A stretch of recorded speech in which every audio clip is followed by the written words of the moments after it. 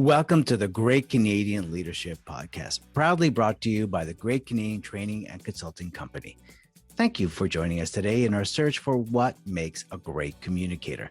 I'm your host, Joel Silverstone, and every episode we'll be speaking with leaders and experts on how they were able to use their communication skills to inspire, create trust, collaboration, and influence others all in a respectful manner. How did they do it? What did they do to get better? How did they adapt? Where did they fail? Listeners and viewers, if you are looking to improve your communication skills and take those steps to being the next great leader in business, you're in the right place. Enjoy the podcast. You would like to be better at presenting and engaging your audience, whether that be an audience of 1 or 1,000 people. How do you do it? Well, in this episode, we've got Nancey Watson to help us, and she's going to be sharing some great principles on presentation skills and communication. And it all starts by asking yourself this one question. Who's in the audience, and why should this matter to them? Because it's not about you, it's about them. Nancey L. Watson is president of NL Watson Consulting, Inc., and she has helped professional services firms win over $3 billion in competitive bids. Since 2012, she has worked almost exclusively with law firms and in-house legal departments globally. Nancey is an internationally recognized speaker and is also the author of The Silver Bullet: How RFPs Are Won. This is an insightful episode on adapting, leadership, and the communication skills needed to get your audience engaged. Let's meet Nancey Watson. Nancey Watson, thank you so much for being on the show today. Well, thank you very much for the invite. I really appreciate it. Well, it's so good to have you here. And this is something I'm really excited to share with our listeners because we're going to be talking about your journey as a presenter, how you learned how to, engage audiences across North America. And something that's really different here is talking about how you got legal teams, legal firms, to be able to change their mindsets and their perspectives to update their presentation skills, come into the 21st century, so to speak. And I think one of the keys, and this is the title of our show, is that it's not about us, it's about them. And that's one of the Absolutely. keys as we'll be going through your journey. So if you're ready, let's start with your presentation experience working with some of these legal teams. What was your observation when you first started working with legal teams, legal firms?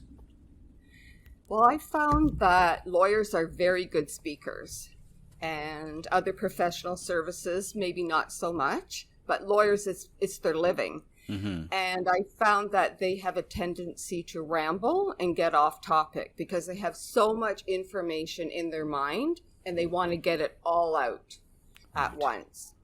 So they really needed to, streamline and focus on what they were going to talk about, especially in a presentation. Well, and that sounds like a huge shift when you're a smart person, you've gone to school, you got an education, and you have so much, you've amassed so much information, and it's the law, right? There's so many strict things that you want to get across and so many points that you want to be made. And then you had to get them to shift that it's not all that information, but it's how they communicate and why their audience should care. Is that right? Absolutely. They have to really learn to streamline their thoughts and get to the point. That is so true. So working with some of the legal firms, and I think you have an example, right, of working with a team where if they had done it the way they wanted to do it, there would have been a huge missed opportunity. Right. Can you share that a little bit with us? Yes, I often critique lawyers before they give a presentation in a proposal for a prospective client. And I listen to their first run through. Mm-hmm. And I noticed that one of the people who would be attending the presentation, she was totally ignored by all the speakers. And this would have been, quite a disaster. She definitely would have felt miffed at the end of this. But it was interesting because I really had to stand my ground and say, you really need to understand why this woman with this title is attending this presentation, because she is on the selection committee. So when the lawyers gave it some thought, they addressed her needs. So it was such a much better presentation by them doing that. Yeah, and they realized it themselves afterwards that was a good catch, that they needed to address everybody. And this is something, when you think about it, had you not come in, this is something that they probably had been doing for forever. Absolutely. It's part of their business. Like, I help law firms respond to RFPs. And then after the RFP, very often they have to do a presentation by the team to win the business. So This has been going on for a long time, and it's still going on. And that was a couple of years ago. But even now, when I critique teams, there's sometimes huge gaps in their presentations. And it doesn't take a lot to fix it, but it's critical because they have to consider the audience, not all the wonderful things they've done, but how does that apply to the audience? All their great cases and their great wins. Well, that's nice, but what about me? That was them, and what about me? Yeah, that's a great way to put that into perspective, which is what about the audience? So yes, you have congratulations, legal firm. You have a lot of wins. You have a lot of victories. Been around since 1898. Bravo. How does that apply to who you're speaking to? Because I'm assuming they also have to shift. Like you said, there was one woman in the audience that I hadn't even thought about. So they're speaking to different audiences all the time. But do they keep saying the same spiel every time, or do they adapt? Yes. It's only if they adapt in the written proposal and in their presentation. They have to adapt to the audience. And like you said, they're all different. Sometimes it's like the CEO, the CFO, and the general counsel. Thank you. And then other times they'll have the IT person come in, or they'll have all different people, especially since COVID. IT is huge. Security is huge. And that person might be junior in the company, but they're certainly not junior in having their influence as to which law firm to select. Yeah, so I'm wondering, is there any questions that you ask of them when looking at the audience or thinking of the audience, or is there any questions that you ask of them, or they should be asking themselves when you look at who's in the audience? I think it's critical that they know in advance, if they can, who's going to be in the audience. Now, sometimes companies don't tell you, which is actually an error on the side of the corporation. Right. The presenters need to know who's in the room. But let's say they don't find out until the last second. I mean, you can guess some of the people. Obviously, the general counsel is going to be there. The CFO these days is going to be there. There's going to be people who will definitely show up. And when they're speaking to the audience, they need to and they'll often get the business card just before. So, they could do a quick read, but they've already prepared for a lot of those audience members. And funny enough, it seems strange for lawyers because they're used to speaking to an audience. A lot of times when they're giving a presentation, they'll just look at their notes. Right. Or worse, they'll turn around and look at the slides. Yeah, I've seen it. And they need to look at the audience, and they need to read their faces. They need to connect. And I'm an active listener. So if somebody's saying something I agree with, I'm going to go, yeah. But that's me. And they shouldn't take it personally if they're talking to a whole team of people who are not active listeners. And there might be no expression at all on their face, but it doesn't mean they don't agree with what you're saying. They don't understand. They do. It's just their style of listening. Which is a really great point. Sometimes we read a little bit too much into that. As you said, they have a different style of listening, where maybe they're absorbing everything and they don't realize their face is not showing that they're agreeing, or their heads are not nodding, they're not smiling, they're absorbing it.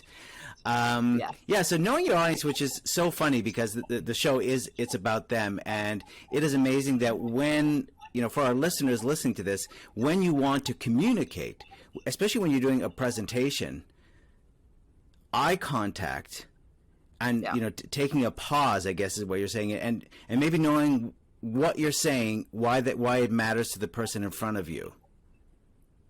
Is that on the right path?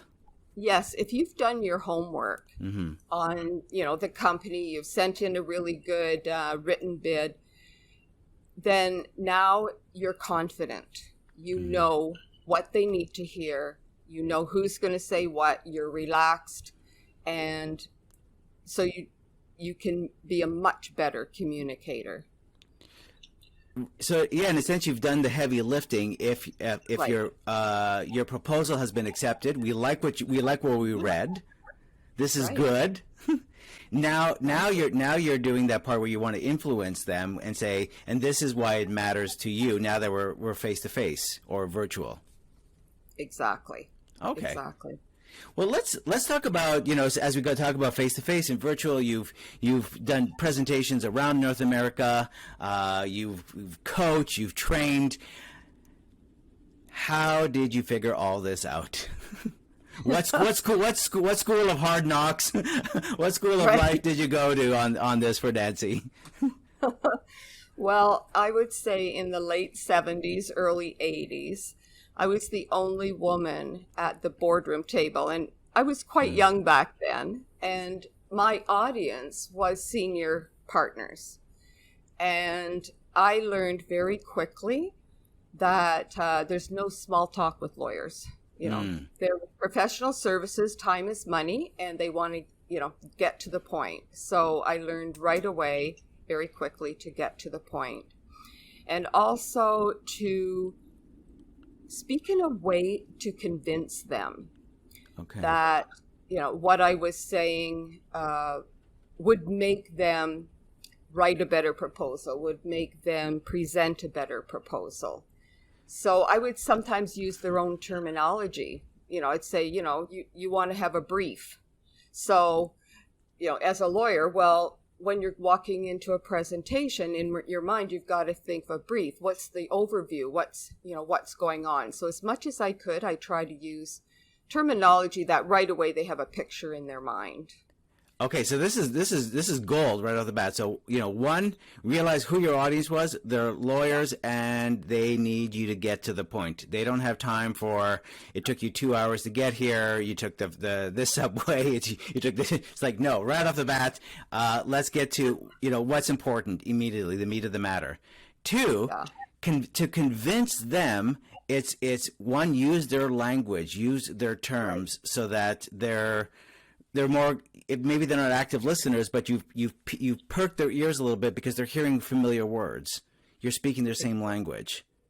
Exactly. And lawyers do not like to repeat themselves. So get it the first time.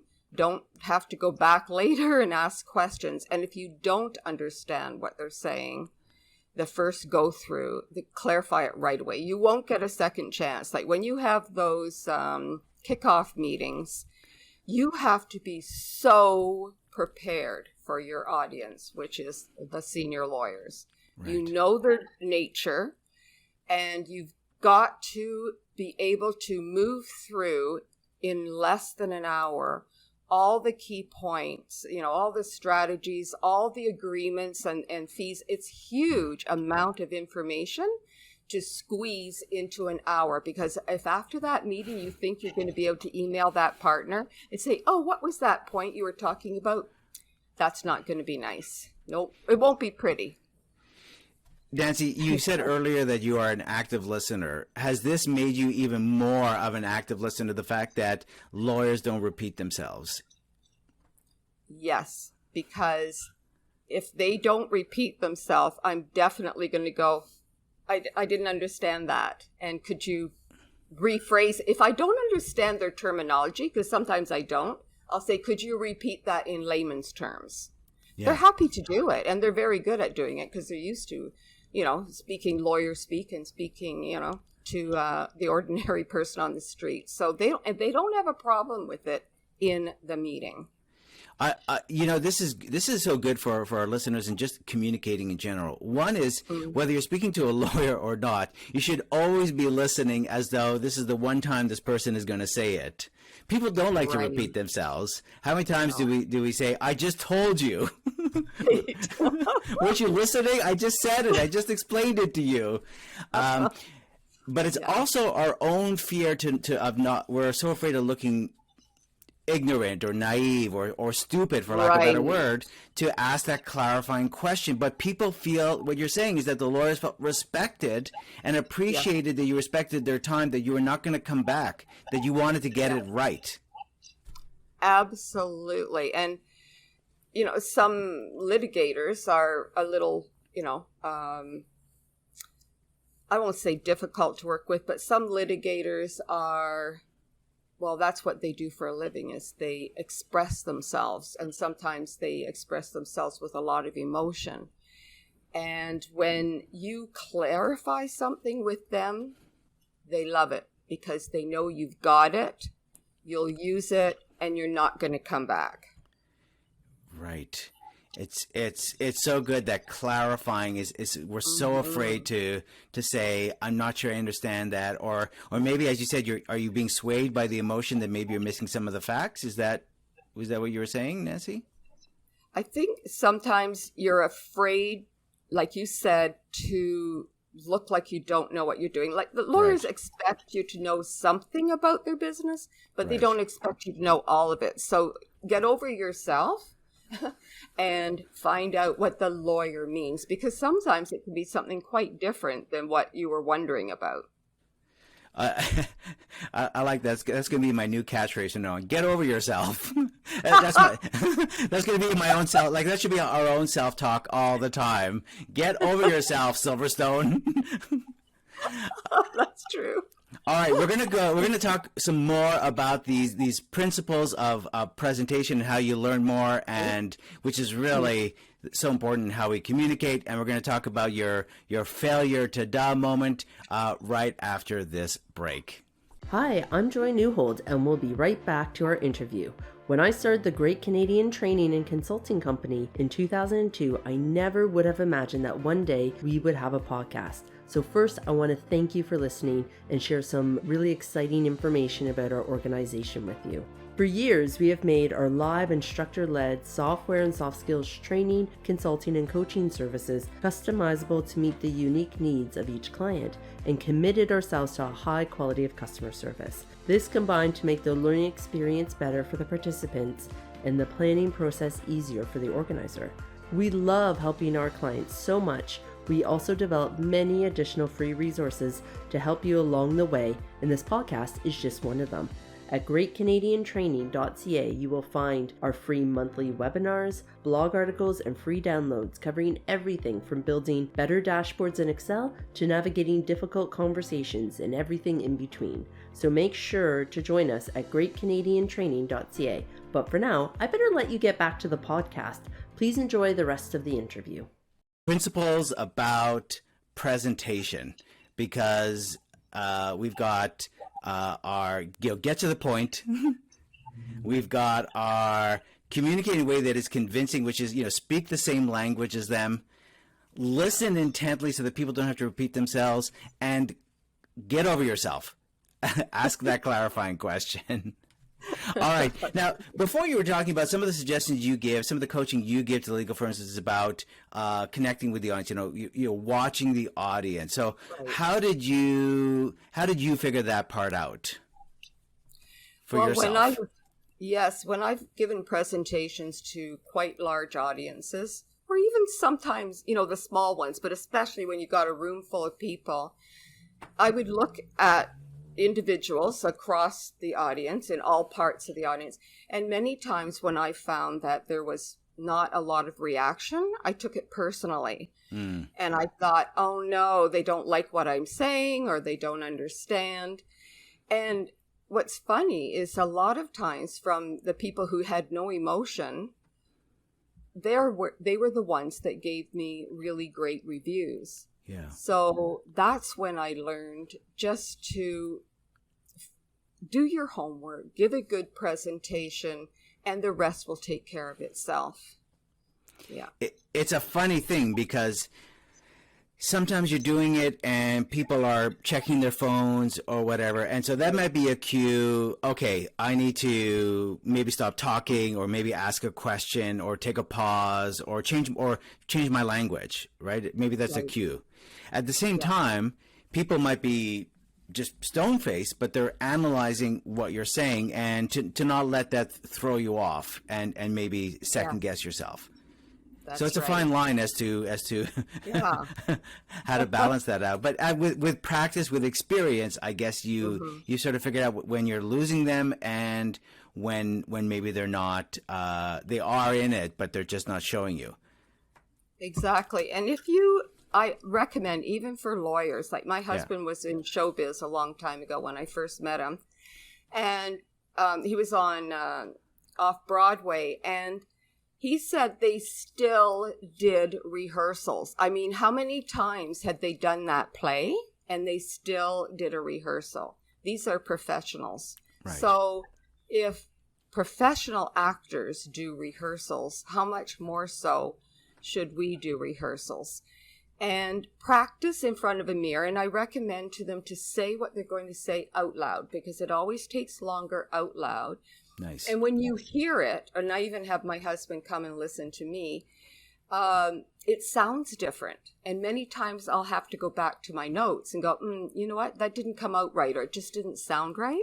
Right. And make sure that your face matches what you're saying. You know, if you're saying good morning and you just go, good morning, doesn't work. How many times have you seen the legal firm walk in and go, we're really excited to share our thoughts with you, and you're going to be wowed by what we're going to say? Pretty much. Oh, sorry, they're reading their notes. We're really excited to be here. They're looking at their slides. We're really excited to be here, and... That's so true. We're joking, but people don't realize that because, as you said, performers constantly rehearse because it becomes to the point where you want to get so comfortable with it that you're not thinking about the lines anymore. Right. And the legal team and the people presenting, or even when we're communicating, we're so busy thinking about what we want to say that we're missing the opportunity to connect. Absolutely right. Which is the same with the actors, right? It's like, how do people memorize those lines? Well, you memorize them so well, and often people remember them a little bit by either my intention, why am I saying this, or they remember it by a stage direction. When I get up, that's my cue to say this line. Exactly right. Yeah. Sometimes that helps, right? When I point, that'll be my time to say, and now here's the overview when I point. Right. All of that helps, though. It's very funny. It sounds hysterical, but it's really true. And so this is great coaching that you're giving, which is say it out loud.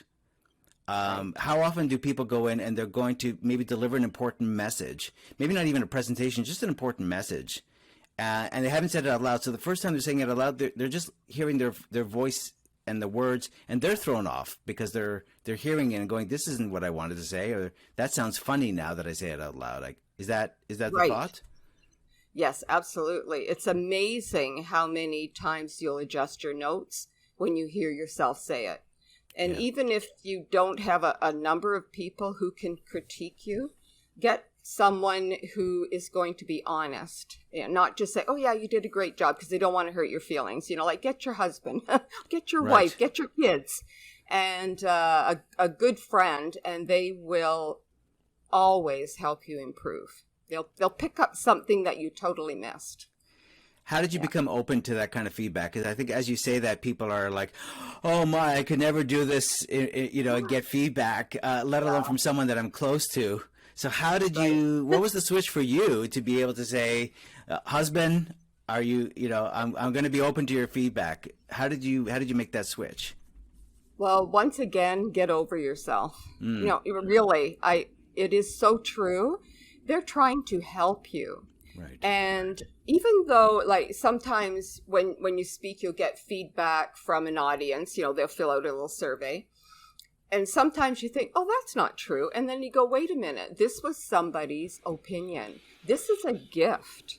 If everybody's just always going, yeah, terrific, terrific, terrific, terrific, well, you haven't really learned anything. I mean, it's lovely when it happens, but it's the people who take the time to think and say, you know what, you gestured too much, or you, I don't know, whatever it was. And that is one of the best ways to learn.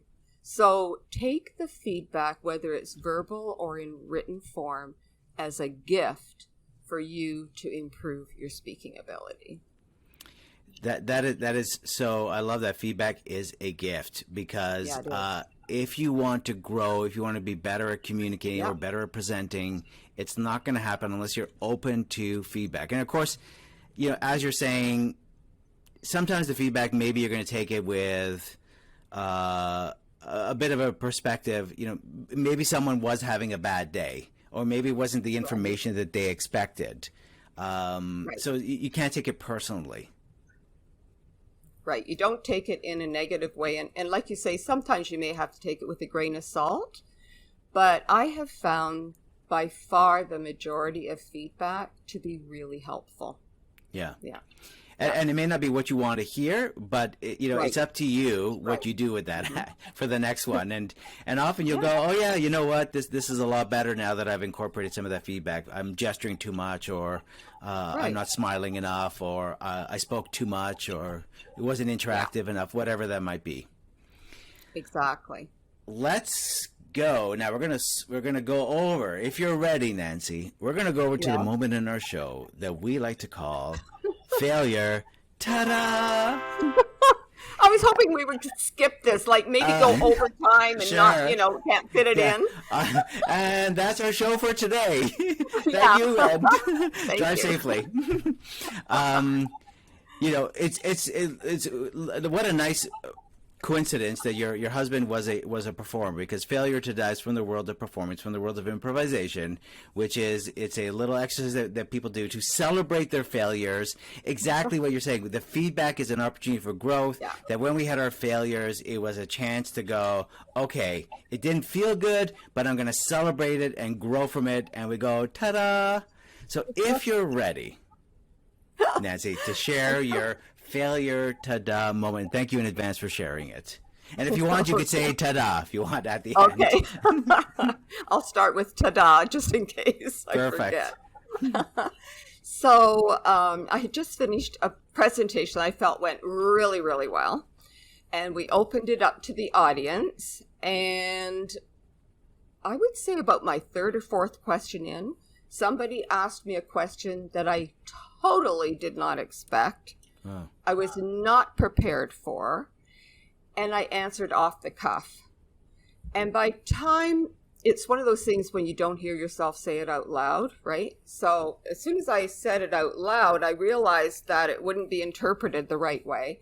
So then I spent the next 3 minutes trying to explain what I meant. Right. That was painful. So next time that happens to me, I'm going to say, you know, that's a great question, and I've never thought of it, to be honest. So I'd just like some time to think about it, and I'll get back to you. Would have been much better. Very, very courageous. Again, the get over yourself. Yeah, you do have to eventually. The courage to ask those clarifying questions. Right. And the courage to say, I know I'm an expert in what I'm speaking of, but it doesn't mean I'm an expert in everything. Exactly right. And I love that you say, I haven't actually thought of that before, as opposed to saying, I don't know. I haven't thought of that before. Can you give me some time, and I can, take it in, absorb it, and get back to you on that. Or and maybe they might just say, oh, you know what? Sometimes people just do that. They're just throwing you the curveball for the. Right. Exactly right. Yes, I think that was actually a curveball that I fell for. So that's great. So that's what, thank you for sharing that failure to die. And I'm just wondering, is there anything else we could do, because that's probably the most challenging, is that when people feel that they're on the spot being asked questions, anything else we could do to prepare when people we know that at one point people will be asking us questions? Any other suggestions? I think because when I find out who's going to be attending, I phone several of those people and ask them, what's on your wish list? What do you want to hear? And then, so I get a good idea of what they want. And then I would ask them, what kind of questions would you, like me to answer if I can't cover them in the whole program in the question period? And that would give me, that does now, because I do that, it gives me insight into the mentality of the people attending. And I find that my presentations are better now because of that one thing, contacting, not a lot. When you see that, like majority, let's say, are I was going to say CMO, client marketing officers, customer marketing officers, then you interview more of the people that are in the majority in your audience. Right. And then you can do a couple more, but if you interview about 3 people, if they're all kind of saying the same thing, you've kind of got it for that group of listeners, and it's very helpful. Yeah, this is again, the courage you're showing, Nancey, in doing this, where people are saying, "Oh, I would never reach out to the audience before," and how important that is, because critical. This is the theme of our show. It's about them. It's not about you. And so, if you imagine you're that person who's going to be an audience in there, and someone reaches out to you and says, "Hey, what's on your wish list that you want to hear in this presentation? What kind of questions do you want to know?" I'm already coming over as the audience member. I'm going to be already motivated and enthused about this session. Like, this is going to be worth my time. It's a win-win, really. It is. It just takes getting over yourself to make out that contact. But then you're not spinning your wheels when you're presenting. Right.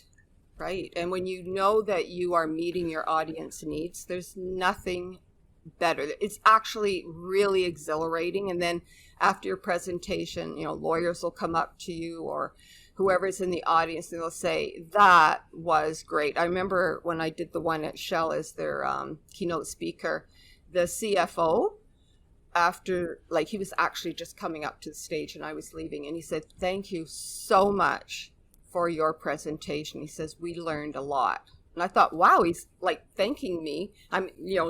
I had to leave because it was a confidential in-house meeting, and he's stopping in the aisle. And I thought, wow, I'm so happy that I checked in advance and gave them what they really needed to hear. Ta-da! Ta-da! That's right. And the circle is complete. That is lovely, Nancey. That shows the value of asking those questions, finding out who's in the audience, what's important to them. So what I'm communicating is not about me, it's about why they should care. And really, if they find something beneficial about this, then that's collaboration. Absolutely. They're busy people. Time is money. You don't want to waste their time. Anybody in the audience, everybody should be able to feel, I learned something. Yeah, I felt heard. I felt and I feel inspired coming out of that. I feel more motivated now to come out of this because this is something I was dealing with. And so, listeners want to know, how do I influence someone? How do I convince someone, as you said earlier? Convince someone, as you said, is listen intently, speak their language, understand what's important to them, and get over yourself, which is our new self-talk statement. Whenever we're like, should I reach out to that person? Yeah, get over yourself and reach out and find out what's important to them so that I can make full use of our meeting, make full use of our presentation, make full use of our 5 minutes together. What is important to them? Nancey, absolutely. I'm sure people listeners are going to want to know, our one listener is going to want to know more about you and how they can connect with you and find out more about this. So where can we find out more about Nancey Watson? Okay, you can find it out on LinkedIn. And just remind you, my name is spelled a little different. My mom misspelled my name on my birth certificate, so I don't take any credit for it. It's Nancey, Nancey Watson. or you could go to the website NL Watson Consulting. I try to avoid my first name as much as possible. Because you always have to explain it. Yeah, you always have to explain the spelling. But there you go. Nancey, Nancey, and then Watson, Watson on LinkedIn, or nlwatsonconsulting.com for more information on Nancey. Nancey, thank you so much. I really appreciate your time on the show. I'm going to get over myself. Thank you so much. I really enjoyed our chat today and hope that everyone has been able to pick up some points. Terrific. Thank you so much. Thanks. And now it's time for our 3 stars, nos 3 étoiles. These are the 3 takeaways from today's episode that you can start to put into practice. Number 1, bravo, you have a lot of wins, and that's great. But what does the audience care about? Are you spending too much time in your presentation talking about how great your organization is and your rich history? Or are you focused on why your audience is there and what's important to them? Number 2, adapt. Get to the point. As Nancey shared about her audience, the legal firms, it was important that she gets to the point. That's how they communicate. So how does your audience want to be communicated with? Do they need facts? Do they need examples? Do they need stories? Do you need to speak faster or slower? Or do you need to get to the point? Number 3, what do you see? Make eye contact. Try not to look at your notes. Try not to look at the slides. Look out into the people that are there, your audience, and make them feel valued and important. And at the same time, you'll also see if they are engaged, if they're smiling, if they are receiving the information, or do you need to adapt and make a switch into your delivery style? So, what's the next step? Well, if you're not sure where you can apply these 3 stars in your business or maybe even in life, try this in the next few days. Start here. Ask a clarifying question. Challenge yourself that as you are listening, if something is not clear, don't assume, don't send an email down the road to ask for clarification. The person is right there, right in front of you. Ask that clarifying question. They will appreciate it. They will feel respected that you are showing to them that this is important and you want to get it right. Thank you for joining us in our search for what makes a great communicator. If you enjoyed the show, then please leave a rating or review. Even better, subscribe to the Great Canadian Leadership Podcast and make sure you don't miss another episode. Let's stay connected. Follow us on Twitter or Instagram at GCT_Compues. And if you'd like more information, free resources, or class schedules on everything from software to soft skills training, consulting, or coaching, then go on over to greatcanadiantraining.ca. Thank you, and we will see you next episode.